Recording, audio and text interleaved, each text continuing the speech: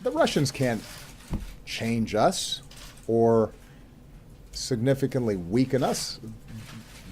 They are a smaller country. They are a weaker country. Their economy doesn't produce anything that anybody wants to buy except oil and gas and arms.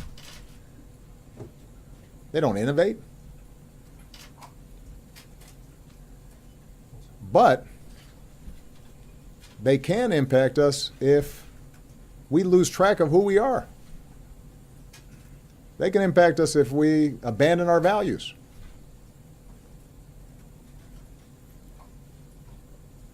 Mr. Putin can weaken us just like he's trying to weaken Europe if we start buying into notions that it's okay to intimidate the press or lock up dissidents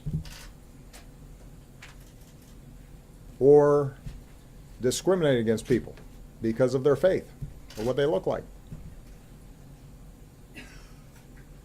And what I worry about more than anything is the degree to which, because of the fierceness of the partisan battle, you've started to see certain folks in the Republican Party and Republican voters suddenly finding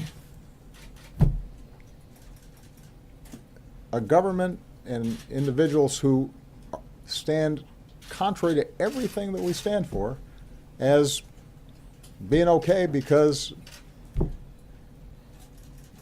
that's how much we dislike Democrats. I mean, think about it. Some of the people who historically have been very critical of me for engaging with the Russians and having conversations with them also endorsed the president-elect, even as he was saying that we should stop sanctioning Russia and being tough on them and work together with them against our common enemies. It was very complimentary of Mr. Putin personally. You know, that wasn't news. The president-elect during the campaign said so. And some folks who had made a career out of being anti-Russian didn't say anything about it.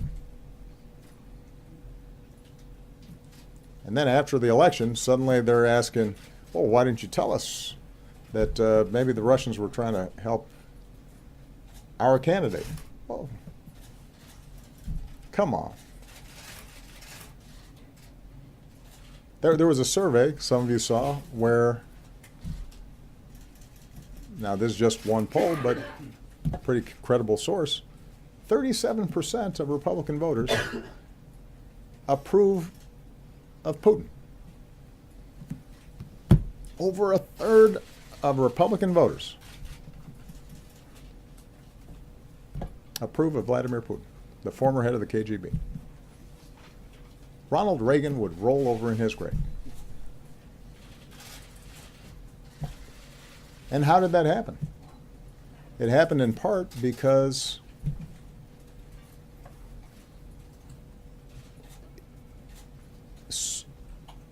for too long, everything that happens in this town, everything that's said, is seen through the lens of, does this help or hurt us relative to Democrats or relative to President Obama?